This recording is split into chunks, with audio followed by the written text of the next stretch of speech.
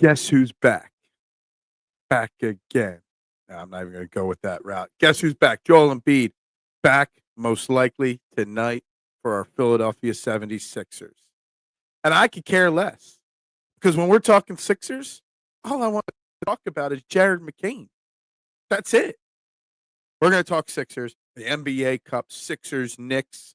We're going to talk all about basketball there to start the show. And obviously, Eagles, Commanders, the short week, the short turnaround starts. And we're getting a little reinforcements possibly for the Philadelphia Eagles. Trending in the AM, we're live in 30 seconds. Pop, pop, pop, pop, pop, pop, julep. Pop, pop, pop, pop, pop, pop, julep. Pop, pop, pop, pop, pop, pop, julep. Pop, pop, pop, pop, pop, pop, woo!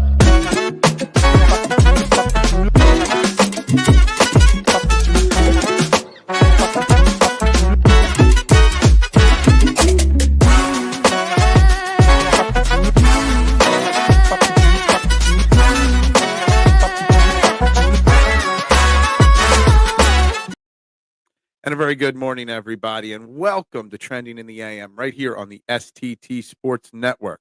We're live, as always, on YouTube and Twitter. You only have to do a few quick things for me. You have to hit that like button on either platform that you're watching on. You got to hit that share button on either platform that you're watching, and you got to hit that subscribe button on the YouTube page, follow button on Twitter. I'd greatly appreciate you doing those three things, guys. If you want to take it a step further, if you're watching on X, head over to the YouTube page, hit subscribe there. If you're on the YouTube page and you've already subscribed, please do me one other favor and hit that share button. Tell a friend, tell somebody, tell anyone to come find Trending in the AM on the STT Sports Network. Guarantee you won't be disappointed. I'm your host, Phil Stiefel. You can find me on all social media platforms at Beard and Knowledge. It's really easy to find me. I'd greatly appreciate that if you could. Guys, we got lots to talk about because the great Joel Embiid is back for your Philadelphia 76ers tonight. He is trending, hence pun intended, towards making his season debut tonight for our Sixers. And boy, am I excited. I'm on the edge of my seat. I might take off of work and close the shop up early. No, I'm not going to do any of those things because, no, I am not that excited for this Joel Embiid return. How many times in the career of Joel Embiid have we been excited versus not excited for his return? This is the first time that I could care less. I just really could. I don't care whether Joel Embiid comes back right now or not. I know it makes the Sixers a better team. I know Sixers basketball will be more entertaining now that he's back. But I'm just so over it at this point. I'm so tired and mentally drained by our Philadelphia 76ers. I'm so mentally over the organization and the way they run things. I'm just over it all. The only bright spot right now, the only thing that's keeping me slightly interested in the Sixers season is, as I said in the cold open, I don't care about Joel Embiid coming back. All I want is to talk about, one, Jared McCain, and how the young rookie is impressing not just me, but everybody. How the young rookie, give me more Jared McCain. That's all I'm excited for in watching tonight's Sixers game. Sure, it'll be fun to see how Guerschon Yabusele lines up next to Joel Embiid in a lineup. But, man, when we roll out there tonight against the New York Knicks, the start of that awesome NBA Cup, and all I see is that Kyle Lowry's in the starting lineup, I'm going to be so damn frustrated because that's not the way it should be. Jared McCain is doing everything that you can ask of a rookie, and we need more. It's time to start looking at and thinking about and believing in the future of this Sixers team. Stop worrying about the past. Joel Embiid's the past. He's still an elite player when healthy, but I'm not worried about him. I'm not. I'm worried about developing Jared McCain. I'm worried about getting Tyrese Maxey healthy. I'm worried about developing their chemistry. What's up, Mitchie Poo? How you doing this morning? Hope you are well. Good morning to Duck. Hope you are well. Feeling like crap, so I would just be that's unacceptable. Unacceptable. I hope you feel better, Duck. I do. I really hope you're well. or get better and get well. That's what I kind of meant to say. But I know I am not the only Sixers fan that is sitting in this state right now where I'm over the Joel Embiid situation to an extent. It also would not shock me when we're talking about Joel Embiid and his return tonight for the Sixers. It would not shock me if he's not actually ready to play. He's going to be on a minute restriction, just like Paul George has been, which is kind of ludicrous for Paul George. He's not going to play every day. I don't even know what the Sixers schedule is the rest of the week for the first round of the NBA Cup, the group stage, or whatever the hell it's called. I don't know if Joel Embiid is even ready to play. I kind of feel to an extent that Joel Embiid was said to be ready so that they could start the suspension, and they're going to roll him out there for 25 minutes tonight to appease the league, to appease the fan base, to appease the media. If Joel Embiid wasn't ready to play a week ago, why all of a sudden after 3 days of suspension, 3 games of suspensions, is he magically ready to play now? Because in my opinion, he might not be ready. So again, the Sixers organization, they make us wait, they don't tell us. Then all of a sudden, boom, he's ready to go. And probably not in the right time frame to be ready to go. And I'm concerned there as well. But you know what? Again, I'm not watching tonight's game because of Joel Embiid's return. I'm watching the game tonight not for Joel Embiid, but for Jarrett McCain to see if Nick Nurse has got the guts to start the kid tonight. I'm watching the game to see if he's got the guts to let him roll 35 minutes tonight. That's what I am watching tonight's game for.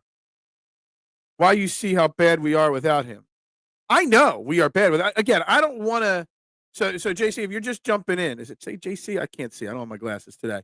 It's not that don't understand. What I said at the open is I'm just tired. I'm just exhausted of the whole Joel Embiid, the health. Like I said, guess who's back? Back again. Like, I'm just tired of it all. This has just been 10 years of exhaustion with not just Joel Embiid, but the whole entire situation. So I'm looking for bright spots. I'm looking for the future. I'm looking for something else to excite me because it's just been the same old for 10 years now. What? Joel Embiid's rookie year when he didn't play was 2014? Man, he'll probably get hurt in the first quarter, so tired of this guy. Trade him. Well, see, the problem with that, Xavier, and look, I wasn't all for in the offseason the idea or the concept of trading Joel Embiid. I figured you got to give him at least one more run, I guess. But you can't trade him if he's hurt. That's the problem. And while I don't want to, and while I said in the offseason, I'm going down with the Joel Embiid ship. Whether I'm tired of it or not, whether I like it or not, I'm just going to sink with the ship. I'm going to ride it out till it ends. But then this season starts the way it does, and I'm like, well, that was the wrong philosophy on my part. Maybe it is time to consider. And Xavier, maybe I was wrong. Maybe I hit the wrong person in this. But in the offseason, I was not for the idea of signing Paul George. Reason being is I wanted to take one step back, to take 2 steps forward. I said just roll the team out with role players and young guys, see what you got, continue the development of Maxey, get Joel Embiid 100% healthy, whatever. Take 1 step back, okay, and develop some players, and then take 2 steps forward next year. Well, maybe that 1 step back would have been trading Joel and not continuing this process of never knowing when your best player is going to play or not. Because like JC says, you see how bad we are without him. We know Joel Embiid is an elite player. We know Joel Embiid, when healthy, is the answer. What we don't know is how to get this team to move forward with or without him. Yes, we all hope Duck feels better. The chat will be quiet and silent without him this morning. Good morning, Todd. Hope you are well this morning. Xavier, I wasn't on board either with signing Paul George. Yeah, look, I just knew the Paul George signing is signing Paul George to this team was a classic, Daryl Morey move, giving a big contract to an past his prime player. First off, second off, signing Paul George to a $200 million contract is a win a title now move. But were the Sixers really in a win now a title mode? I mean, with or without Paul George, we weren't beating the Celtics. I mean, obviously proven this year that we're not beating many teams. I didn't see in the offseason the addition of Paul George, even with all the other pieces, which a lot of the pieces that everyone's disappointed in right now, I called a lot of these problems. But bringing on Paul George, Xavier, did not tell me or make me think that all of a sudden the Sixers team was going to be competing with the Celtics for the title. Well, even the Eastern Conference. Yeah, there was a little bit of last-second glimmer of hope before we knew about these injuries. Like, all right, yeah, maybe we could compete with the Knicks. Maybe we could compete with the Bucks and some other teams in the conference. But I didn't think that Paul George was going to do anything to give us a title. I want to see Joel Embiid shoot at least 10 3-pointers tonight. Yeah. I mean, if he's got a bum knee, that's all he can really do, mister, right? At this point. That's it. I'm curious to see, what the rotation will be like tonight with Joel Embiid out there, but still no Tyrese Maxey. But I'm also curious to see how the minute distribution, obviously he's going to be on some form of load management. Is he going to play 25 minutes? Are they going to roll him out there 30? If the game is on the line against your rival Knicks, but he's hit his 25, 26-minute limit, are they going to bench Joel Embiid in the final minutes of a game just like they benched Paul George in overtime on Saturday or Sunday when that was? Will the 76ers even make the playoffs? This is a nightmare. Todd, I think it's a fair question at this point. It really is. It depends. There's 73 games left of the season because they played 9 games so far. They're only 3 games out of, I believe, the last I looked, the 3 seed in the Eastern Conference. So it's early. It depends on Joel Embiid. Does Joel Embiid play 35 games the rest of the year, 40 games, 50 games? We're going to win 55, 65% of the games when he's out there. That's the question. It's can we win enough games when he's not out there to get over the hump? At this point, I'd say probably we make the playoffs, Todd. But also, I don't know if it's going to be worth it or necessary, even, matter. Because if we make the playoffs, it's going to be as the 8, 9, 10 seed in the play-in series. And then we're going to have to win those games just to get to face the Celtics or the Knicks. So does it even matter? Like, the course of this season is already laid out. Daryl Morey's going to trade somebody to make a move at the deadline to improve the team in his eyes, not in realistically. This team is going to be destined to fail again this year. It's a classic Sixers remove. Remember, Chris Webber, Andrew Bynum. I'm old enough to know. I remember back in the Barkley trade era. All right, Xavier, bringing in aging superstars past their prime. It's classic Sixers. It's classic Daryl Morey. And I've said it before. The number one reason why I'm checked out mentally on the Sixers right now isn't Joel Embiid. That's number 2. The number one reason why I'm checked out on the Sixers right now is because of Daryl Morey. And the day he signed in Philadelphia, 2020? There was that picture of him and Glenn Rivers, by that window with the laptop in front. We're getting to work. I said that day. The Sixers will never, ever win an NBA championship with Daryl Morey running this organization. I knew that day we were going to be destined to get James Harden. I knew that day it was going to be a revolving door of players and role pieces. And here we are. We don't have James Harden this year, but we got Eric Gordon. We got Guerschon Yabusele, who's doing fantastic. I personally am worried about when the floor drops out from under him. Although some are excited about seeing him and Embiid in a pick and roll situation, I'm worried about when the floor falls out. You got a roster spot being used by Reggie Jackson right now. I'm shocked Reggie Jackson didn't get half of Jared McCain's minutes in the last game. Embiid and McCain, Splash Brothers 2.0. I have so much hope and hype for Jared McCain. And I've seen a little bit of his play. The one thing about Jared McCain that I just love is he does not play like a rookie, Jared McCain. Jared McCain plays like a vet. The one critique I've always had about Tyrese Maxey is he defers.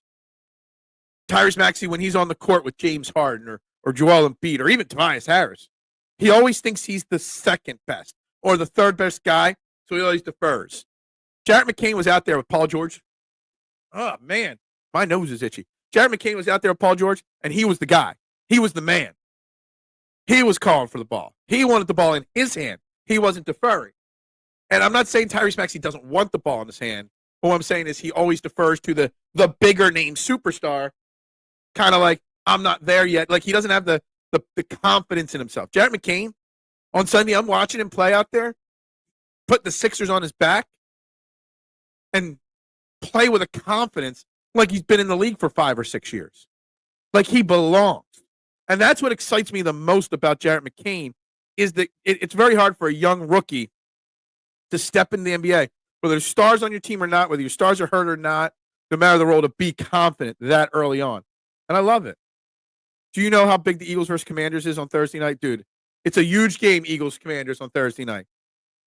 Thursday Night Football, the NFL, Amazon Prime, whoever, lucked into having an amazing game on the schedule this part of the season. First place NFC East on the line. Dude, I'm excited. I'm pumped. We'll talk a little Eagles here in a little bit. Eagles are getting reinforcements. Jordan Malaita might be back. Back again. I keep using these M&M lines today. Over under that Trump's hair is real. I'll set that at -110 that it's fake. Cooper DeJean is the Eminem of quarterbacks. Why you say that? Does he rap really well? Will Embiid be on minutes? Absolutely, Embiid will be on a minutes restriction tonight. 100% on a minutes restriction tonight, Todd.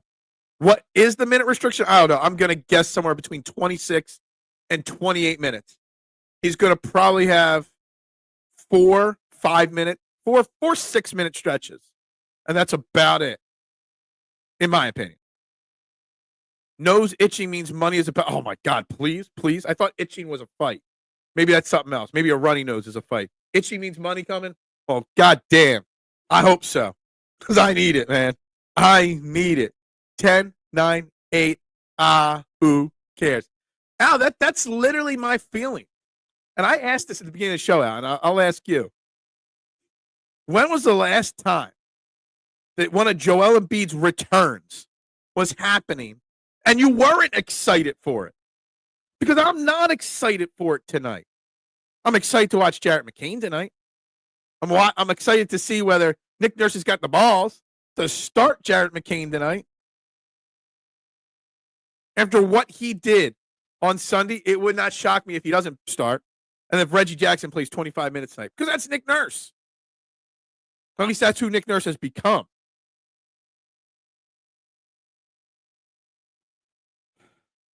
It's shocking that we're in this situation. It's shocking that this Sixers organization, like, I kind of feel like I had more excitement during the Iguodala Elton Brand years. I had more excitement during the process 10-win era. Why? Because I'm just over it. This has been so repetitive with this Sixers team, year in and year out. There's 2 common denominators lately. It's Joel Embiid and Daryl Morey. Whatever. Eminem is old, boring, lame boomer who was cool 2 decades ago. Yo, don't be besmirching the name Eminem. Don't you dare. The East blows. The NFC East or the Eastern Conference? And how does the NFC East blow?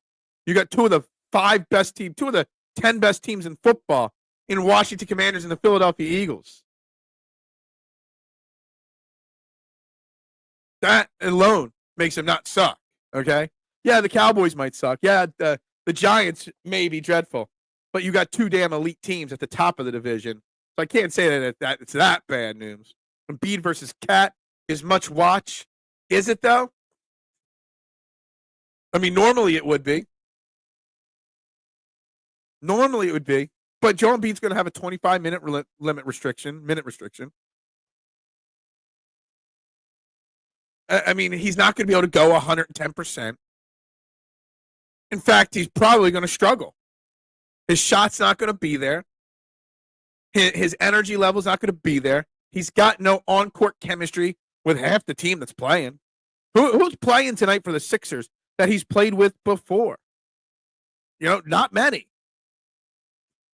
So there are going to be some hiccups tonight. Somehow, magically, I believe I saw the Sixers are only like 1.5-point dogs tonight, which is shocking. I know they're at home, but god damn. I am treating the Embiid return like this year's Eagles, not getting excited until I see a change. Oh, I'm all in on the Eagles. I'm past waiting to see. I'm excited for the Eagles. Literally, I'm ready to go. I'm ready to run through a wall on the Eagles. Now, you're talking about the NBA Eastern Conference. That is true. So, I mean, like I said it a little bit ago, Nooms. I mean, so I think it was Todd asked, can the Sixers make the playoffs? And, yeah, I mean, they can make the playoffs. They're going to win eventually about 55, 60% of Joel Embiid's games. It's a long season. It's just how many games will Joel Embiid play? So you have to figure out how many games that they have to win when he doesn't play. And we've seen it, obviously, at the start of the season, that they can't win without Joel Embiid. We've known that already. That's been the case for the entire tenure of Joel Embiid here in Philadelphia. They cannot win without Joel Embiid. Men of 5 still alive. I don't know what that means. I think Falcons may be frauds, which mans the entire NFC South a joke. So, again, we're not worried about the NFC South on this Eagles and Philly sports channel. Excited for the Eagles and who the Phillies will get in a trade or free agency. Yeah, I mean, I'm not overly excited about the Phillies offseason. I think they will make some moves. I don't know if they're going to really go after Juan Soto like some people think. I'm more excited to see who they trade away than who they bring in because I think the Phillies have to make a major change. And the Eagles, of course. It is Eagles. It is Commanders. This is a bigger game than they faced last week against Dallas. First play. Just think about the importance of winning on Thursday night and getting a 1.5-game lead in the division against Washington when you still got another Washington. You got Baltimore. You got the Rams. You got Pittsburgh. All coming up in the coming weeks. Imagine how important that is to get that 1.5-game lead. You got the next 6 weeks because you got Carolina smashed in between there. You got 5 difficult games in the next 6 weeks. Getting a win against Washington to kick off that stretch and then have that semi-bye week, extended week going into next week's game against, I think the Rams are next after Washington. I believe it's the Rams. It's important. It's very, very important to go out there and get the win for the Eagles this week. Will they? I don't know. It's going to be tough. I'm not saying that Washington is bad because they lost. It was a tough loss against Pittsburgh. Pittsburgh's for real as well. But Washington had a lot more difficult of a game on Sunday than the Eagles did. And it's going to be in Philadelphia. So I think the odds say that the Eagles have a better chance in Washington to win the game. But it's going to be a tough battle. It's going to be tough to see how the Eagles and Vic Fangio handle Jalen Daniels on Sunday. The Washington Commanders have a well-built team. Dan Quinn's got them playing well. Disciplined football. It's going to be interesting to see on Thursday. And on a side note with the Eagles, somebody's practice window was opened, and it was a estimated practice yesterday because they didn't really practice. But in an estimated practice scene, Jordan Mailata would have practiced fully yesterday. Jordan Mailata might be back on Thursday, and just in time. I mean, you look at it. Fred Johnson gave up 2 sacks. Cam Jurgens gave up 2 sacks. Mekhi Becton, 4 pressures. Lane and Landon, 2 pressures each. We need Jordan Mailata back to reglue it together. And that's not a knock on Fred Johnson. Fred Johnson's had a solid season filling in. But Fred Johnson ain't no Jordan Mailata. Not even close. So we need Jordan Malaita back out there. So it's going to be really interesting. It's like the Eagles, give it to me, baby, give it to me, baby. Embiid should have never played in the Olympics, period. Yeah, look, I get it. Having been someone that's visited an Olympic Village and been to the Olympics as a guest before, I understand the emotion and the importance to represent your country. Even though Joel Embiid could choose like 4 countries to represent, whatever. I get it. But Joel Embiid's knee. Joel Embiid has talked nonstop about his number one goal is winning a title. Well, with a knee, in his situation, with the goals that he has, playing in the Olympics kind of tells a different story about what his goals are. He saw the Olympics as his opportunity to get his championship. Now he's got his championship. What is the starting lineup tonight for the Sixers? Does Yabusele start? I don't know. Let's see. So Joel Embiid will start, obviously. That's obviously. Paul George will start, obviously. Caleb Martin, Kelly Oubre, Kyle Lowry. Is that who you're starting? Are you benching Caleb Martin? I know he's struggling shooting-wise. For Yabusele, I doubt it. Probably going to be Kyle Lowry, Kelly Oubre, Caleb Martin, Joel Embiid, and Paul George. Not saying I like that, but home, Knicks, Joel Embiid's back. Nick Nurse will not have the guts to bench Kyle Lowry and start Jared McCain. Now, Jared McCain better be the first off the bench with Yabusele. But, man, Eagles versus Commanders is huge. It's first place. If the Eagles lose and they're half a game back out in the division, whatever, it just means you got to win Baltimore, Pittsburgh, one of those games. But the Eagles can get that 1.5 game lead over Washington in the division and put Washington in a 2-game losing streak spiral. So important for the Philadelphia Eagles. People don't understand. The Washington versus Eagles will tell us if the Eagles are legit or frauds. I don't necessarily think that's true. It's 2 great teams in a division battle going head to head. If it's a blowout loss, it'll tell us something, or a blowout win, it'll tell us something. But if it's a hard-fought back-and-forth game and one team, the Eagles or Washington, wins by 3, then it doesn't tell us if anybody's a fraud or not. It just means both teams are they can still be legit in a losing effort, in my opinion. Same with Washington.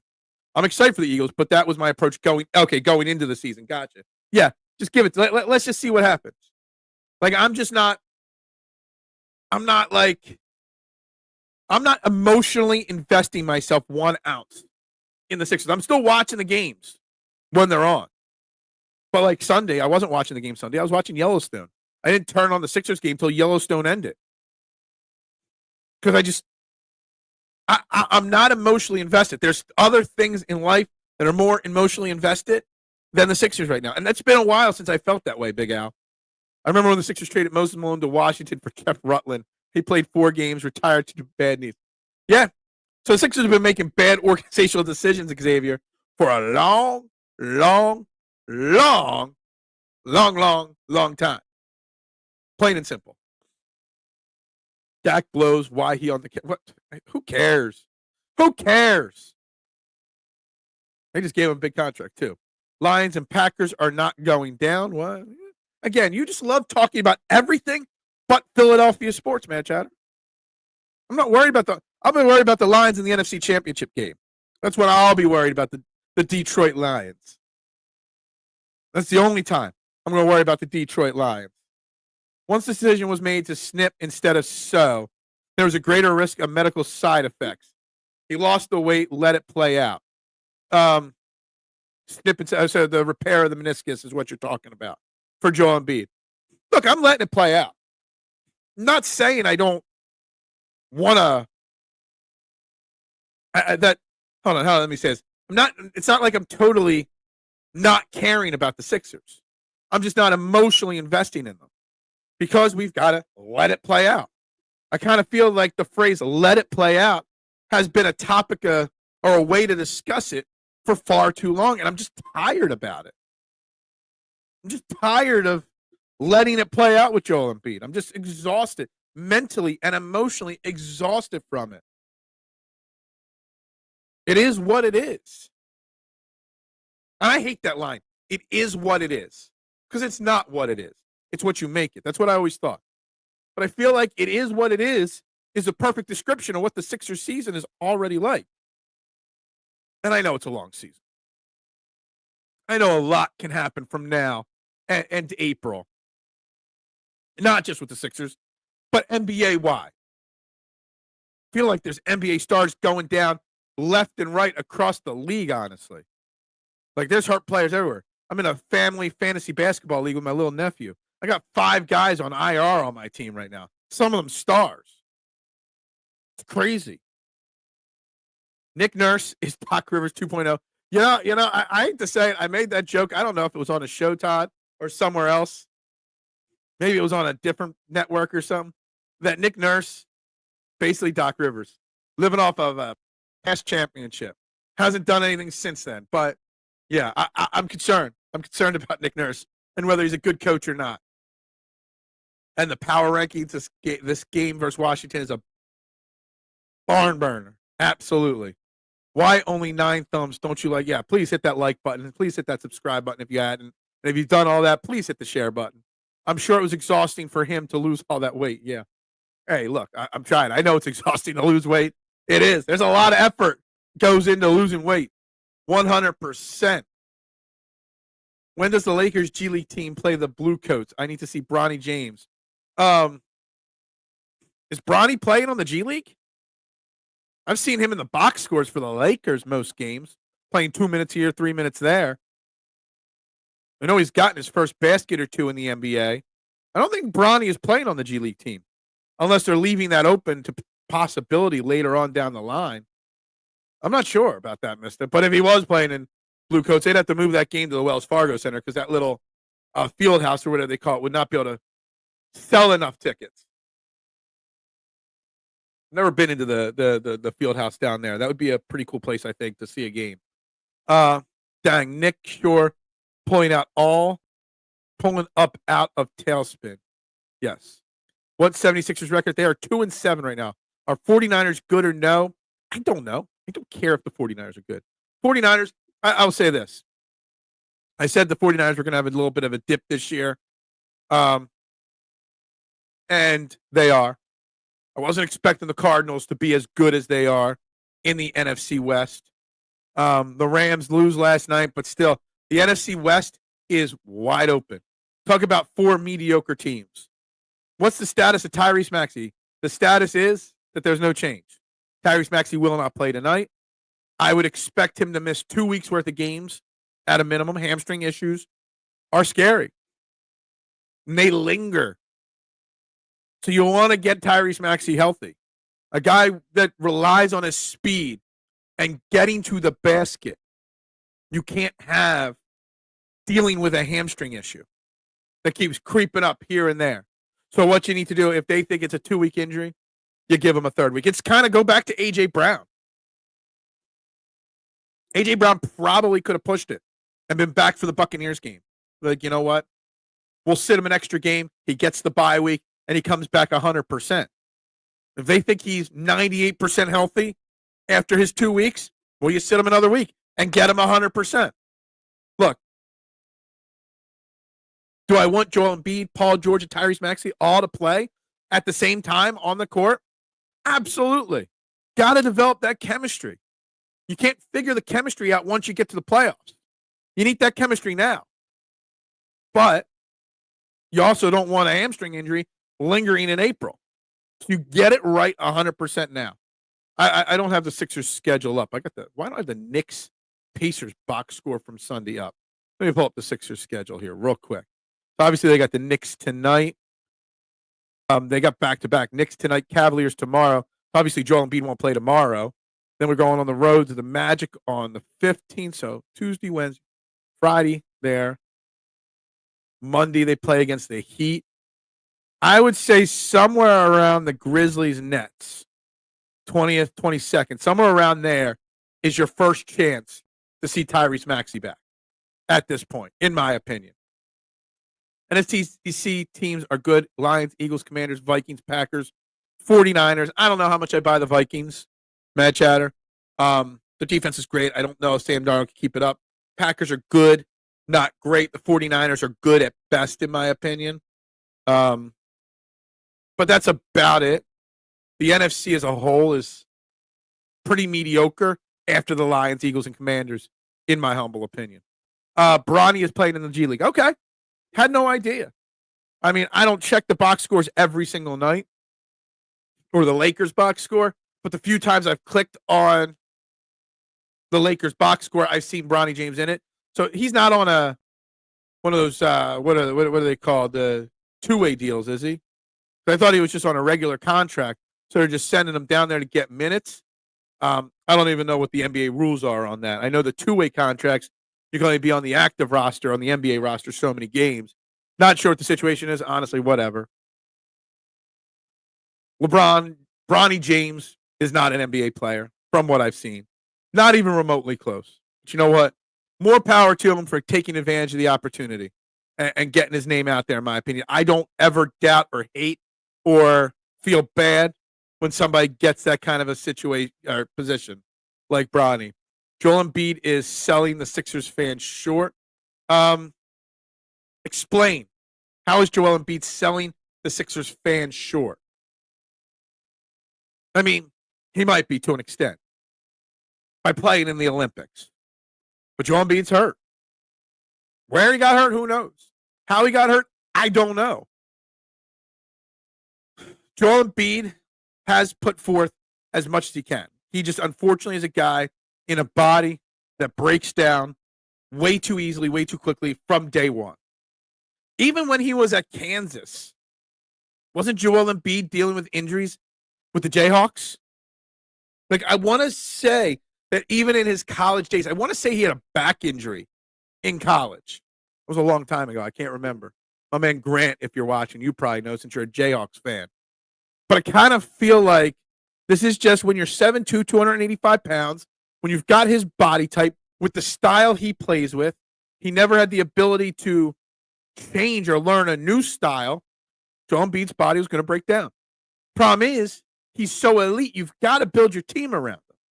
But on the flip side, he can't stay healthy enough to have a team built around him. So what's the common ground? Well, Daryl Morey thinks the common ground is bringing in Paul George. I don't think that's good enough. I don't think that's going to do that much of a difference. Sam Darnold and Vikings going off a cliff? Maybe. Maybe. We're going to see. Their defense is very good in Minnesota. I just don't buy Sam Darnold going deep in the playoffs or anything. I thought Eagles goose was cooked when Cowboys got star. Yeah, that's sarcasm beyond belief. By playing the Olympics was a selfish goal. Yeah, see, that's the thing. I get the opinion, and I feel the opinion, Todd, as well. But something about when I went to the Olympics in Athens in 2004, and I'm walking around the Olympic Village, and I'm seeing all these Olympic athletes represent their country with such pride. And I do truly believe Joel Embiid, when he said he wanted to represent the U.S., his country, where his son was born, where he's married, where he's made his name. Like, I really, truly have I think a better understanding of what that means to people, to represent their country. Having been, I've never represented our country, but, seen other people represent their country. There's something about national pride. And maybe Joel Embiid coming from another country and then moving here and becoming a citizen taught him about national pride as well. It's just something, like, I hate it. I didn't want him to do it, but I understand why he wanted to do it. Joe had a spinal stress fracture and navicle fracture from not taking care of it in college. A spinal stress fracture. I don't remember the navicular one, but I remember something with the spine or his back. So, yeah, look, it's not like he was a healthy college player that magically became injury prone in the pros. He's been injury prone since day one of his basketball career. When you're his body type and you play like him, that is what happens. But he says he wants to win a championship. I truly believe Joel Embiid does want to win a championship. I truly believe he does. I truly believe Joel Embiid can't win a championship being the focal point of a team. And that's where you are stuck. Joel Embiid wants to be the focal point. Joel Embiid thinks he's the focal point. Joel Embiid, when healthy, is the focal point. But if you can't play 65, 70 games, can you be the focal point and win a championship? Like, I wanted to see Joel Embiid come out this year and not be the focal point. You got Paul George. Joel Embiid should be getting 20 points a game, 25 points a game, 12 rebounds, doing the easy work, not driving, not being the point center. Like, Joel Embiid should have a a lighter workload this year. But when he goes out there tonight, it's going to be all through him. I thought last year you're going to trade Embiid. It's going to be talked about till it happens. Olympics suck. It's lefty stuff, whatever. Joel, Black Panther, Embiid. I just saw some movie site say that Denzel Washington was cast the star in Black Panther 3. Be curious to see what role he plays there. That fight with Marcus Hayes didn't help. Look, the Marcus Hayes thing, man, let me tell you. Todd, I'm not shy to say Marcus Hayes is a scumbag. But on the flip side, I understand why the league had to suspend him, Joel Embiid. Now, I've already hinted at it and joked at it that the Sixers really didn't have Joel Embiid's back in this situation, which might be pissing Joel Embiid off a little bit. So if there was ever an opportunity or a moment that Joel Embiid would say, I want out of this town, it's this, because the organization, they couldn't not let him get suspended. That was the league's call. But here's the thing. The Sixers have the right to not let Marcus Hayes in the locker room in that situation. The Sixers have the right to revoke Marcus Hayes' Sixers credentials. The Sixers have done that to Howard Eskin before. Why they're not doing it? They could put Joel Embiid in a situation where he's not coming face to face with Marcus Hayes in the locker room. So I put that on Joel. I put that on the Sixers. That is the Sixers' fault for it getting out of control. The stretch fracture at that young of an age happens when you have things like muscular imbalances, bad nutrition, well, that's coming from, a poor country like Joel Embiid did. And Nooms, and I've heard this conversation before. I've thought about it before, and I've believed it before. That part of it is like that. For sure. The big men that break down quickly, they have certain backgrounds. I'm glad the Sixers pay Embiid more money than GDP of many countries to play for some Olympic team. Yeah, I get it. Look, Joel Embiid's making a lot of money. Joel Embiid just got an extension. Most likely, Joel Embiid is not going anywhere. Most likely. The only way Joel Embiid is leaving Philadelphia and the Sixers is if Joel Embiid asks to be out of Philadelphia and leaving the Sixers. That is the only way it ever happens. Only way. And I don't know if he's ever going to do it because he's content here. He's happy here. Mitchy Poo, where's your comment? I see a comment from Mitchy Poo over here, but I didn't pop up over here. I wonder if I missed comments. I know there's Facebook comment issues. The last Olympics I watched had some girl that did gymnastics with an injured leg. Yeah, that was a long time ago. I believe in Joe Hendry. I do not believe in Joe Hendry, Mitchy Poo. For some reason, your comment didn't translate over to the screen here. Not sure why, but I see it over there. Joel Embiid missed first 2 years due to injury. Ben Simmons missed first season due to injury. Markelle Fultz got the yips and forgets how to shoot, and then had an injury. Yeah, a lot of issues. The process, a lot of injury issues throughout the entirety of the process.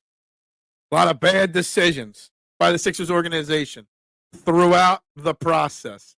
It is what it is. It's just a damn shame that weight didn't come off years earlier. A lot of this could have been avoided, but if everyone grows up at the same, but yeah, I get you on that. I get you on that. Mitchy Poo, comment again. I don't know why your Joe Hendry comment didn't come up on my screen. Curious if somehow you blocked yourself or something from my StreamYard. I don't know. Yeah, if you would have gotten Joel Embiid on a better health regime earlier on, maybe. See? That's really weird, Mitchy Poo. Your Joe Hendry comment did not show up, but this one did show up. Maybe I banned the word Joe Hendry or something like that, and I don't even realize it. Guys, you are watching Trending in the AM right here on the STT Sports Network. Please, please, please hit that like button, hit that subscribe button, hit that share button wherever you're watching. And if you've already done all that, please hit the share and tell a friend, tell one. Go in a Facebook group, go in somewhere, share this link, tell people this is the #1 network there is. This is the #1 morning show. every day, Monday through Friday, 8 a.m. to 9:30, talking whatever's trending. It just so happens today's trending topic is the Sixers and Joel Embiid's return. It is Jared McCain. The future of the Sixers is now. And, of course, Eagles Commanders week with Jordan Malaita possibly returning on the short week. Super excited. Super, super excited for the hopeful and eventual return of Jordan Malaita to the offensive line for the Eagles. When Embiid first came from Cameroon, he was eating like shit. 2 meals. Yeah, I remember videos, Todd, when young Joel Embiid getting stretched out before a game on the court, and he's like, I have this image. I don't remember if it was on him laying on his belly, getting his hamstrings stretched out, and he's chomping on a cheeseburger or something like that. His diet was always bad. We love you, Christy Yamaguchi. See, I could say that name. Marcus Hayes has grounds to sue Embiid and the Sixers for millions. He wouldn't need to report on the Sixers. He could just retire and move to Florida. Does he have grounds to sue, really? You're taking Marcus Hayes' side on this? Look, Joel Embiid should not have laid hands on Marcus Hayes. But I put that on the Sixers. Obviously, we know Joel Embiid was pissed off at Marcus Hayes, and rightfully so, for the words used in the article. So I put Marcus Hayes in that locker room with him.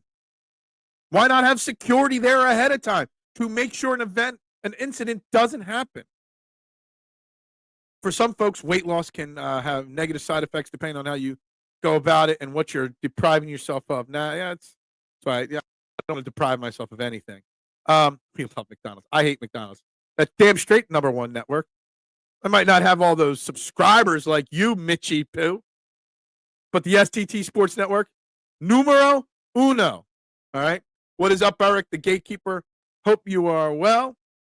Good morning, good morning, good morning, and good luck to you, my man. Marcus Hayes' column on Embiid was POS. Yeah. It is. 1,000%, Todd. 1,000%. Don't talk trash if you don't want to catch hands. Look, you're right. You talk trash with my family, I'm copping a charge, without a doubt. Embiid needs a big dom. That is true, Eric. He does need a big dom. He needs some protection. Someone like big Joel Embiid doesn't need to be doing the hand laying. He needs a big dom to do it for him. He needs someone to put Marcus Hayes to sleep with the fishes. That's what he needs. But anyway, get that off the screen there. Look, again, Joel Embiid is back. We get it. We know it. The same circus that happens every single time he comes back is going to start again tonight. When he's going to play, when he's not going to play, what is minute restrictions. Like I said, the fact that it's the first half of a back-to-back means he won't play tomorrow night. It's just the way it's going to be. So the circus is going to continue, whether we like it or not. The only question is, what will Nick Nurse have the guts to do when it comes to Jared McCain? And I brought it up in the cold open of the show, and now there's more people watching right now than there were earlier in the show.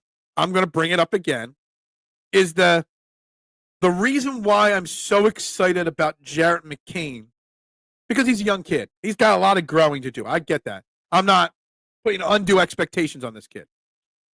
The kid plays with the confidence that he's been in the league for 5 years. Jared McCain plays like he thinks he belongs. Jared McCain does not defer to others. He thinks he is. He doesn't hope he will be. He thinks he is an NBA player. The Sixers handling of Embiid since he has been here the Sixers handling of Joel Embiid since day one-ish has been awful, Todd. Dreadful. Straight awful. You ain't wrong on that at all. I take the Louis C.K. attitude when it comes to Embiid versus Hayes. Of course, Joel shouldn't have shoved Hayes, but maybe. No, should he have done it? No. Do I understand why he did it? Yes. Should the Sixers have put protocol in place so it didn't happen? Absolutely. Honestly, Marcus Hayes never is in locker rooms. Almost rarely. Marcus Hayes only went to stir more trouble up. Marcus Hayes knew what he was doing, getting in within 5 feet of Joel Embiid. He was keeping himself. Media members should never make the story about themselves. But Marcus Hayes inserted himself in the story. And then, when he had a chance to detach himself from the story, he reinserted himself in the story again. It's ridiculous. McCain confidence and surprising skill is surprising. The skills are one thing. It's the confidence of Jarrett McCain that excites me. Because we still see, from time to time, Tyrese Maxey struggle with confidence issues. He'll defer at the wrong time. He won't take over a game unless he's kind of forced to. This is one of the best parts about James Harden being here, how he instilled confidence in Tyrese Maxey. But the other night, before he got hurt, end of the game, he was on fire. Paul George, it was Paul George's first game back. And there was no play, no trying to get the ball to Tyrese Maxey, nothing. It was Paul George. And Tyrese Maxey deferred to him 1,000%. Why? Because that's what he does. Jarrett McCain, I bet you, if there was a last-second shot, well, there was in the fourth quarter, and Paul George took it, fadeaway three or whatever it was, from the corner, Jarrett McCain wants the ball because he feels like he is that kind of player. And I love that. And he might not be there yet, skill-wise. He has development to do. I'm still concerned about his size, just especially his size, if eventually you put him and Maxey in the backcourt together. That's a small-ass backcourt for an NBA team. You look around the NBA, not many teams have two under 6'1" point guards. What's Maxey 6'1", McCain 6 foot, or vice versa, or something like that. You don't have a backcourt that small across the NBA. It's just not the way you do it. So I have concerns there still, for sure. I'm concerned that Daryl Morey's going to try to trade him at the deadline. Got a lot of concerns. But the confidence is not a concern for me. Not a concern when it comes to Jarrett McCain. I picture Embiid deciding this is the summer of George. The summer of George. I love the summer of George. And summer of George ends, unfortunately. Next, he is going to wear an old museum 76ers jersey. I could see Embiid rocking old jerseys for sure. I mean, yeah. There was already talk of going back to the Allen Iverson black star jerseys next year as the alternate jerseys. That's coming, whether we like it or not. I don't think Embiid has injuries from bad nutrition. Not now. I can name several American 7-footers with degenerate injuries. Walton Sampson, Odin, Bradley, and the infant, infant is a bowling bandit. I love the bowling bandit, mister. The bowling bandit. Yeah, no, I mean, when you're 7'2", 285 pounds, or whatever he is, and some of these other guys are, degenerative knees, degenerative backs, it happens. Dude, I got degenerative knees and back, and I'm 6'2", 215. Maybe 220. I don't know. I haven't stepped on the scale in a little while.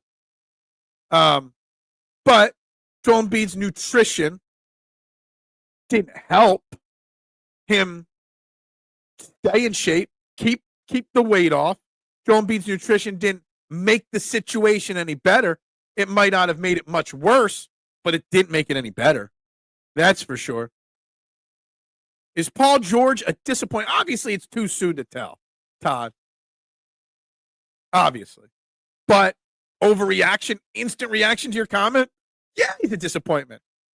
Unfortunately, you can't help it. He banged knees, or he hyperextended his knee in the preseason game. It happens. But since he's been out there, he's shot poorly. He's on a minutes restriction. He hasn't really done much to impress. He hasn't yet taken over a game, although it's only been like 3 games. So is Paul George a disappointment? Sure, because he hasn't done anything yet. But it's obviously far too soon to say it's a total disappointment. Tomorrow's headline for the show should be Philly athlete Fountain of Youth injecting life into the scene.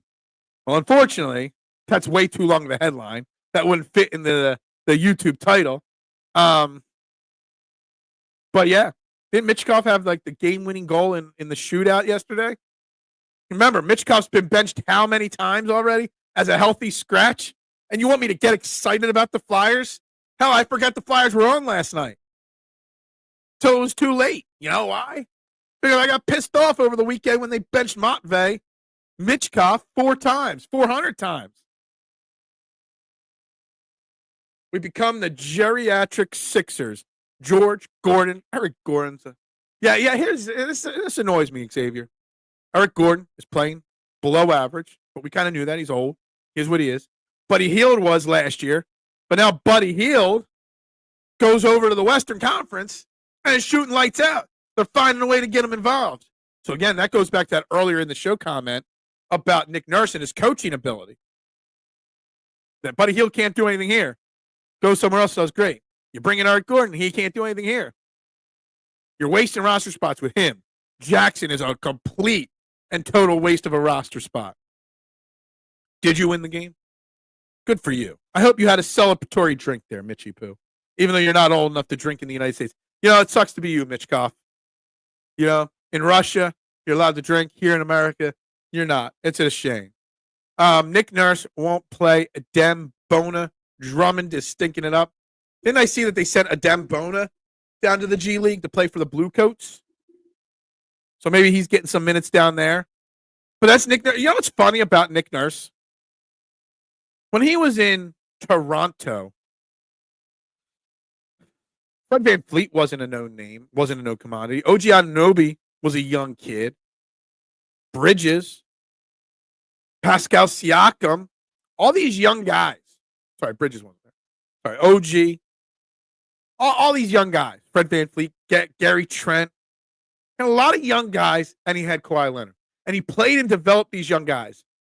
These young guys have gone out and gotten big contracts elsewhere because he was willing to take chances on young players. Here in Philly, last year and this year so far, Nick Nurse is scared to play the young players. Nick Nurse doesn't give them the chance.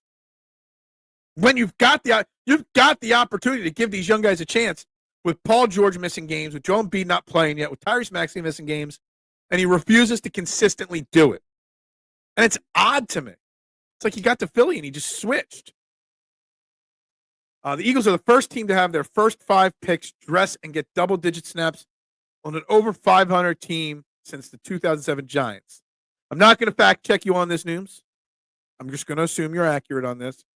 First team to have their first 5 picks dress and get double-digit snaps in an over 500 team. So that would be Quinion Mitchell, Cooper DeJean, Jalix Hunt, I guess Jeremiah Trotter Jr., and who else? Who am I missing in there? I'm missing somebody in there. But it's interesting. It's a very interesting thing that they're giving. Will Shipley. There you go. Will Shipley. That's right. And honestly, let's go back to this. You know, Shipley and Trotter and whatnot, they got the snaps because of the blowout game. But they are giving opportunities to players. And you heard it with Cooper DeJean, and now you hear it with Jalix Hunt. When you hear the coaches talk glowingly about these young players, that they're earning their time in practice, and then the next week you see them getting snaps. I mean, think about it this way. Jalix Hunt didn't just get snaps in mop-up duty. Jalix Hunt doubled the amount of snaps that Bryce Huff had. I think Jalix Hunt had about 25 snaps on Sunday. That's earning a role, and the coach is trusting you to put you out there, which we don't see with the Sixers. What's my thoughts on Jalen Hurts? Jalen Hurts didn't need to prove anything to me. When did we lose sight of the fact that winning is the main thing? That old cliche saying, winning is the main thing. Jalen Hurts wins. Nick Sirianni wins. We don't always like it. We don't always like how they get to the victory or how they get to 11, 12 wins on the season. But they always do. I am not surprised that Jalen Hurts is playing better now than he was earlier in the season. Not at all. I'm more surprised about how the defense is playing. That we're a top 5, 6 defense in the NFL. That almost every single statistical category, defensively speaking, we're in the top 5 in the NFL. That's what I'm surprised about, or didn't see coming. Philly fans are superstitious. Maxey stole Bryce Young's ex-girlfriend. Now we suck like the Panthers. Hold on, what? Tyrese Maxey stole Bryce Young's girlfriend? This is news to me. This is TMZ type drama. Did he steal her? Were they still a couple, or had she broken up with Bryce Young, and then her rebound guy was Tyrese Maxey? Or did Tyrese Maxey slide into her DMs and be like, "Yo, ditch that bum of a quarterback who ain't going nowhere. I'm a rising star in the NBA." I need details on this. I need the deets, because I love these kind of silly things like this. Just like when I thought Nick Castellanos was struggling a few years ago because when he came to Philly, he was renting Ben Simmons' old house. And he didn't start turning around until he moved out of that into another house. Well, I love that kind of superstitious drama. It's fun to joke about. Good for you. Good for you. Hunt, Jalex Hunt, what? Jalex Hunt's fantastic at this point. I mean, it's only been one realistic game. And he didn't make many plays, but he got pressure. He did something that I love, because it's something that not enough defensive linemen do. When you're not going to get pressure, when you're not going to actually sack the quarterback, you get your hands up at the line of scrimmage and you try to bat balls. And Kobe Dean almost had an interception because of a batted ball from Jalex Hunt, which I love. Cooper DeJean, a.k.a. Vanilla Deion Sanders. So we've had somebody call him Eminem.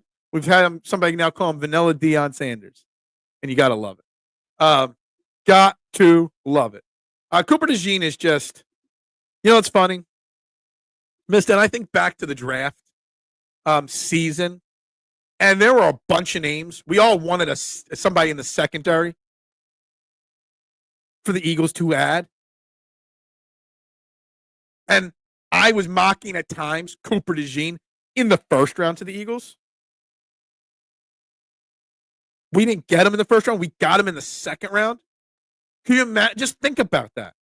The way the draft fell, we were able to get Quinion Mitchell, probably the best cornerback in the draft, and Cooper DeJean. I was willing to take Cooper DeJean in the first round. What was that? Pick 22, pick 24, whatever it was. And we got him in the second round. Fell perfectly. Maxey needs to focus. Remember Samson and Delilah. Delilah's? This draft could be the best since Jerry Reese's 07 draft for the Giants, which led to their Super Bowl over Brady. The Eagles draft. Gotcha. Sorry, for a second I was sitting there thinking that you were talking about the upcoming draft, and I don't know. I know some of the people are big draft experts. I am not. Look, you think about it. Quinion Mitchell and Cooper DeJean could be this era's Lito, Shepard, Shelton Brown, just lockdown cornerbacks for a long period of time on this secondary for the Eagles. You added Jalex Hunt, who, depending on how long Vic Fangio is here, Jalex Hunt's a perfect fit. I still have confidence that at some point, I think if Zach Bond and Nakobe Dean weren't having the seasons that they're having, we would have seen more Trot Jr. by this point. Unfortunately, there's no minutes for Trot Jr. because Zach Bond and Nakobe Dean are just playing lights out. Like completely lights out. The Zach Bond, whatever you want to call it, luck, perfect situation, perfect storm, just whatever you want to call it. It's almost like a draft pick. You got him in here next to nothing, cheap on a one-year deal. This guy is performing at an elite level. Zach Bond isn't a Pro Bowl level linebacker right now. Zach Bond's, he might not win it. He might not qualify for it because there's bigger, more famous names.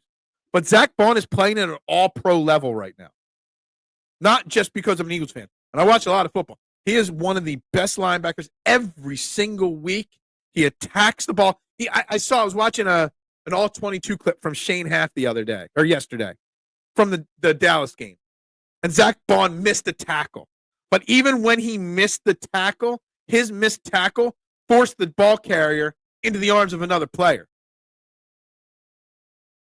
Like, even when he makes a mistake, he's making a good play. That is something special. I love it. It's not a redemption story because it wasn't like he was high and then he fell down. Like, he never was anybody. It's crazy. Cowboys strike back. They have owned the Eagles by signing. Oh my God, really? Oh, man. Jeez, that's a shame. Of course the Cowboys would do that because they still won't give. The Cowboys are such a disaster that they know they spent all this money to trade and bring in Trey Lance, and they still won't play him over Cooper Rush. And now they bring in Will Greer. The Cowboys will do whatever they can to not play Trey Lance, which makes no sense. Zach Bond is the number one rated linebacker. I know, PFF, PFN, they all rate him there. But there's bigger names. So I don't think unless he keeps it up all season long, I don't know if he'll get the credit he deserves to be all-pro. But he's playing like an all-pro. Damn straight.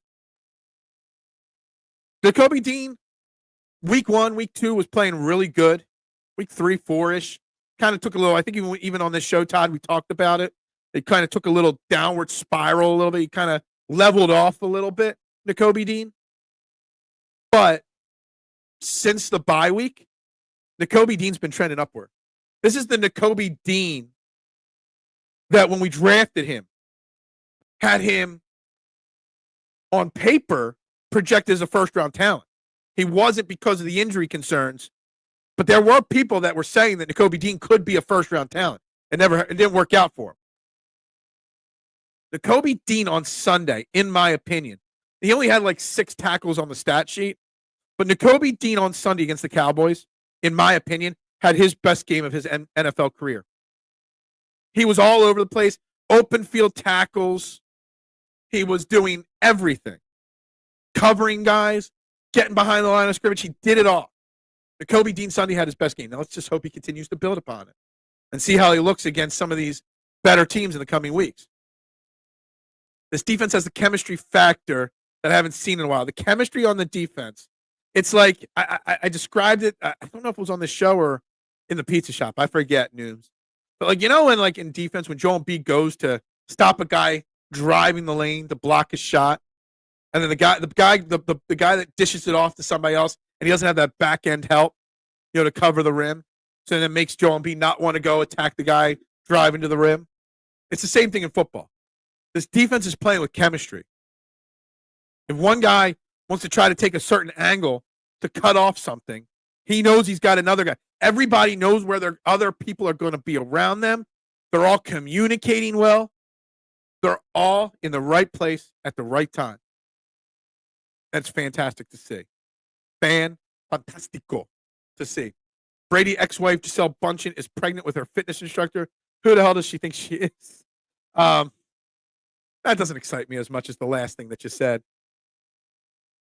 I still want to know more about the Tyrese Maxey situation. Where K1? Who knows? I mean, sometimes you take a day off. Sometimes they take a day off. She stinks. Who stinks? What's up, Rick? How you doing? Joel going to light it up tonight. Sixers getting ready to make a big turnaround. I mean, I think that's pushing the excitement a little too high, Rick. Joel Embiid's going to be on a minutes restriction tonight. For sure. Joel Embiid ain't going to come out there and play 35 minutes tonight. If he plays more than 25 minutes tonight, I'll be shocked. If he plays more than like 28 minutes, I'd be shocked. Somewhere in that 25 to 28 minute mark. He's going to be rusty, just like Paul George is. I'm more excited to see if Nick Nurse has the guts to play Jarrett McCain over Kyle Lowry tonight, especially in big moments. Zach Bond's performance is more of an attention of what happens when all 11 are on the same page. The zone floats are right. The pass-offs are right. Everything. Exactly. That's a more football way of doing it. The zone floats are right. The pass-offs are right. Everything is working. And see, you go back to, I think it was the Tampa Bay game that Vic Fangio talked about some communication issues. We wanted to play more press, but the message didn't get to the sideline quick enough, et cetera, et cetera. You don't have any of these communication issues anymore. Vic Fangio's defense took time. And now they're all bought in, and they're all understanding it. And they actually could still get better. It's kind of crazy. It is. Nakobe Dean is eating. I see 3 Pro Bowlers on this defense. Only 3? I mean, Pro Bowls don't really mean anything outside of contract bonuses and stuff, honestly, at this point. But what I will say is that Nakobe Dean is getting close. I don't know if he's a Pro Bowler yet. Zach Bond is. Quinny Mitchell is. Quinny Mitchell might be an all-pro already as a rookie. Cooper DeJean, if he continues up like this the rest of the year. Jalen Carter, I mean, the stats don't show it, but Jalen Carter is probably right now playing at a top 5 defensive player level right now in all of the NFL. The numbers don't show, but he is. He's eating. Okay? So there's at least 4 guys that can make a case for a Pro Bowl. McCain is a player. He's got some Maxey vibes to him. Rick, I disagree. I think he's got better than Maxey vibes in the sense where McCain as a rookie, McCain with what? Not even probably 100 minutes played in the NBA, plays with a confidence of a 5-year player that it's taken Tyrese Maxey 5 years, 4 years to develop. Tyrese Maxey still is developing his chemistry or his confidence. Tyrese Maxey is still learning not to defer. Jarrett McCain wants the ball. Give me the ball. I'm the man. He plays with the confidence of a veteran that's been around and done it for a long time. And that is something that I just love to see. And that's why I'm excited about him. That's why I'm excited and hopeful that he plays a decent amount tonight. That's why I wish that he would start over Kyle Lowry. Breaking Bears fired offensive coordinator Shane Waldron. Okay. I couldn't even have told you who the offensive coordinator for the Bears was. But obviously, something's not working out there with Caleb Williams with the Chicago Bears. Caleb Williams, I said, was going to struggle right from the get-go. I did not like Caleb Williams. I said he was not going to be the best quarterback in this draft. So this isn't to say another team's talent won't be able to poke holes in it, but it takes a while to figure out how to attack this defense. Absolutely. But you hate it. I did hate the pick at the time because I thought they were going to trade the pick. I did zero research in the draft this year, so I knew nothing about McCain. I just fully expected the pick to be traded, Marshawn. They sell you the story that they're trying to win now, but yet they do things for the future instead. That's all. I never said I didn't like McCain. I said I didn't like them making a pick of McCain at that point, so I thought that pick could be more used elsewhere. But that's it. But doesn't mean that I can't be excited about what I've seen from the kid now. Because me, I didn't want them to draft Jarrett McCain means I'm not allowed to be excited about how he's played so far. Is that what you're trying to say there? Because that's how it sounds. I really thought Q Mitchell was too aggressive and would get beat on out and ups, but the total opposites happened. He's almost always in the wide receiver. He is. You know, I heard Nooms, a few people here and there say that Q playing at Toledo didn't play against tough enough talent, that he might struggle at first. And I didn't know how much of that I believed or didn't believe. But he does not struggle whatsoever. Is it great news? I don't know. I don't care about the Bears, really. With your young starters and veterans picking up Fangio's scheme to a point where they're having lots of success, you think they need to add a piece. Look, I still think that if there's someone that's a free agent that's available, you could use more depth on the defensive line. You always can. But again, it's not necessary because it takes time to learn. That's why Fangio didn't want anybody at the trade deadline, because he didn't want to be. He knows how it's hard to learn his system. He doesn't want to have to try to teach somebody new, something new again. So right now, I'm good with the Eagles team. Seahawks released their leading inside linebacker. Any other year, we would be all over. Yeah, but we don't need a linebacker. This is the first time we haven't needed a linebacker in ages. Sixers season starts tonight. Yeah, I get that. I mean, you're still missing Tyrese Maxey, Rick. So you're still going to be without all 3 big guys. But it is. It does. It's very tough for me to get excited because this is 10 years going strong of this problem. But yes, I will be watching because I want to watch Jarrett McCain. To be honest, I didn't like the pick either. Yeah, look, at the time, I didn't even know who Jarrett McCain was because I was 100% convinced that Daryl Morey would trade that pick before the draft. 100% convinced. There was no reason. If you're bringing in Paul George, you're keeping Joel Embiid, you're trying to win a championship. You don't need a rookie. What you need is more stars. And I was shocked. I was. If Kyle Lowry was a true leader, he would encourage Nick Nurse to. Yeah. Kyle Lowry. I don't know if he's got it in him to do that one, Eric. What's the rookie ranking in the city between Coop, Q, Mitchell, and McCain? Mitchkoff, sorry, not Mitchell. That's a tough one. Right now, it's still got to be Jared McCain at the bottom. I would say right now it's, oh, man, it should be Q, Coop. It should be Q, Mitchkoff, Coop, McCain. That's what it should be. Quinion Mitchell, Matt Van Mitchkoff, Cooper DeGene, and Jarrett McCain right now. But that's rookie power rankings. Let's do a poll here. Rookie. I need a fresh set of paper so I don't miss this one. Rookie power ranking. I got to do that. I like that. I like that idea right there. When does James Bradbury off the injured reserves? He can't be worse than Maddox. Look, Avante Maddox shouldn't be on the field ever. And we haven't heard a word about when James Bradbury is going to have his practice window open, which is kind of crazy. Jordan Mailata's was opened, and he might practice today. And if he does, he might play on Thursday, Jordan Mailata, which would be fantastic, considering that Fred Johnson has struggled the last week or so. And we definitely need to get Jordan Mailata back out there. We have two really good linebackers, at least this season. Yeah, I'm kind of shocked, Marshawn. Howie Roseman loves doing business in the season, giving out extensions, restructuring contracts. I'm shocked that he hasn't done something with Zach Bond yet. It could be because they have confidence in Jeremiah Trotter Jr. and they're not going to want to pay Zach Bond. It would be a big mistake if he didn't lock up Zach Bond. Maybe Zach Bond wants to test free agency. I don't know. I think Zach Bond's a specialist. And a specialist in the sense of he fits perfectly with what Vic Fangio wants him to do. So I don't know if Zach Bond would find success in other schemes elsewhere. Not sure. I mean, Zach Bond's 27, and he's never really had any major success.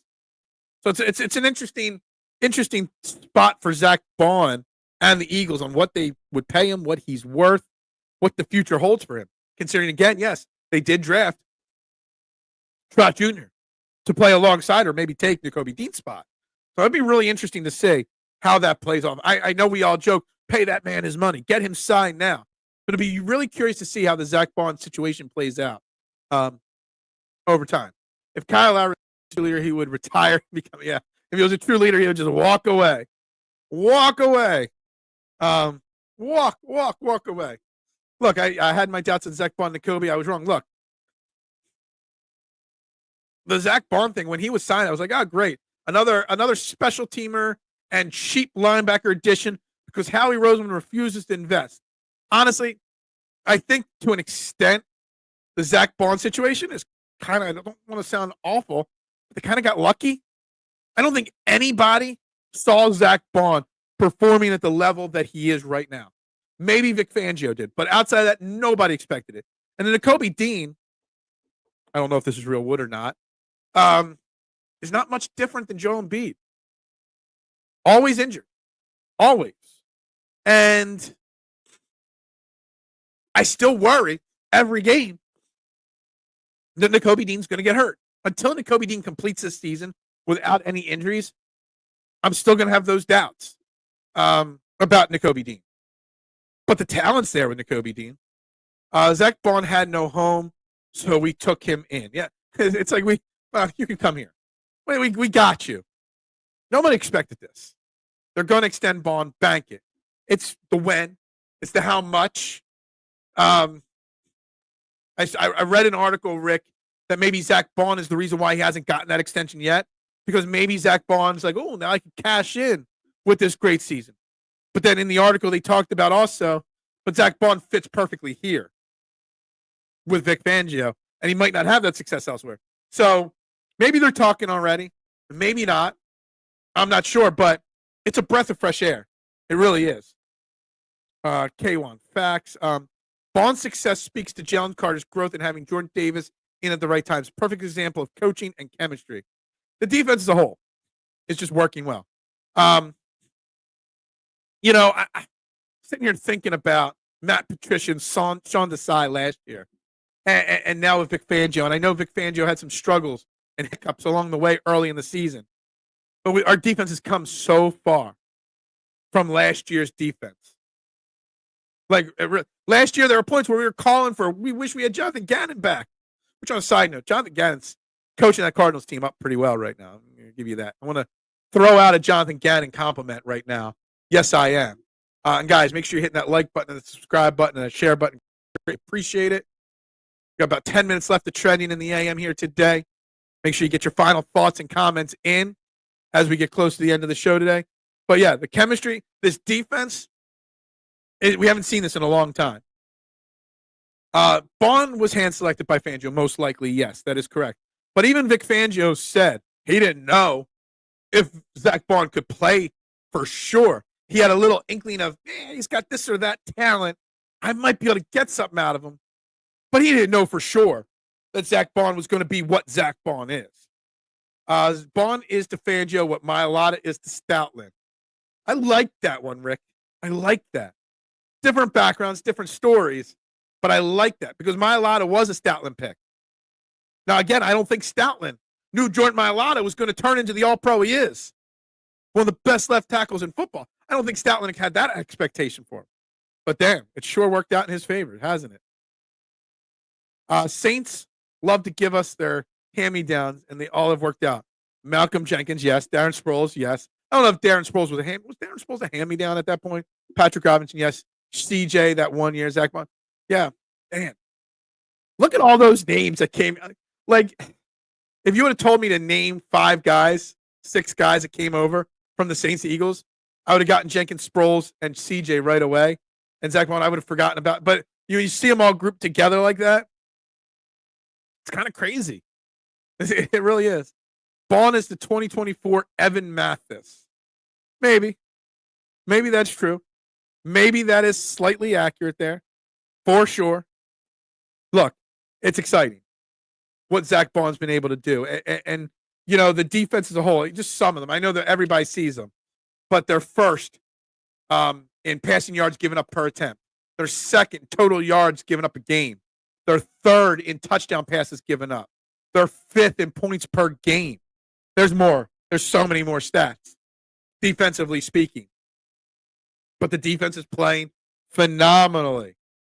Phenomenally. It's easier to play Mike when your 2 DTs are both getting doubled. Doesn't happen a huge amount of time, but still.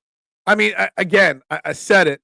I don't think Jalen Carter is even getting enough credit for how great he's playing this year because the stats aren't jumping off the page. Defensive tackles never have stats that jump off a page unless you're Aaron Donald. But Jalen Carter is playing phenomenally right now. He's winning at the scrimmage. He's getting pressure, penetration constantly. Jalen Carter is a force, and he's only in his second year. A force to reckon with already. We love doing business with the Saints. Would Laurie have drafted Ricky Williams if he was available? Probably. Probably. Well, hold on. Wasn't he available, Ricky Williams? I think he was available. We passed on, didn't we? Well, are you laughing because I said penetration? Because, I figured somebody would. I was expecting Mitchie Poo to make a comment when I said that.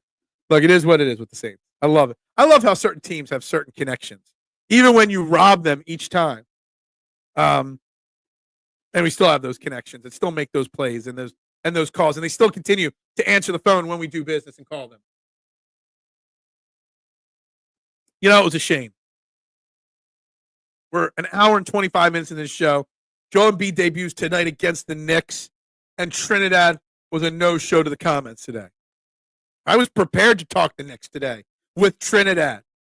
I'm sure if the Knicks beat the Sixers tonight, Trinidad will be all over the comments tomorrow.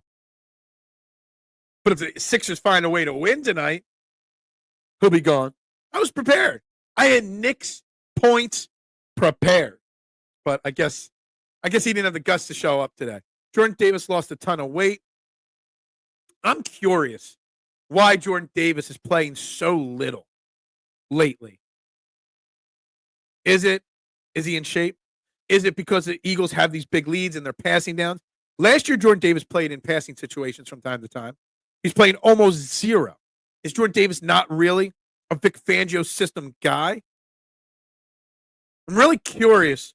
I really wish I could get a private word with Vic Fangio to really find out off the record why Jordan Davis isn't playing much this year, snap count wise. You don't just win 3 road games in a row by more than 20 points unless something special has happened. I love it. I love the positivity, Nooms. I love it. That's right. Pour one out for Trinidad. Didn't have the guts. Didn't have the guts to trash talk today. Give the fans credit for creating an Eagles versus the world environment. Yeah. Yeah. Don't keep saying his name, K1. He might just show up. Okay. Gotcha. They are saving Davis for the playoffs? Maybe. Maybe that's what it is. I doubt it, but maybe. Thank you very much, Rick. I appreciate you, my man. You are the man.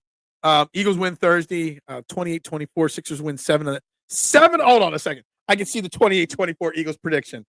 But God damn the positivity, Rick. 7 of the next 10 for the Sixers.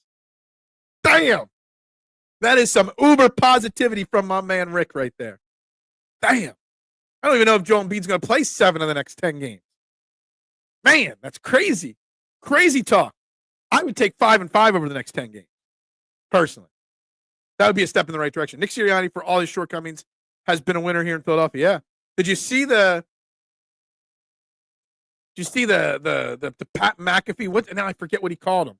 Pat McAfee called him something on his show yesterday. He goes, I guess Nick Sirianni, he's only like the third active coach with a 5-game winning streak or something like that, whatever it is.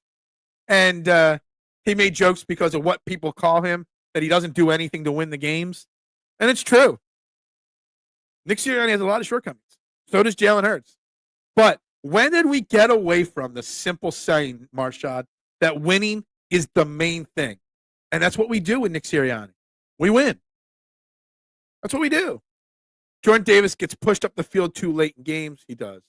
Ryan Reese is going to try to make his makeup appearance. He had a little bit of a work emergency on Friday and had a bail. So we're trying to get Ryan Reese on here on either Thursday or Friday. I'm not really sure whether I want him for the pregame or the postgame show. If we go 7-3 in the next 10, we still would be 9-10. I know.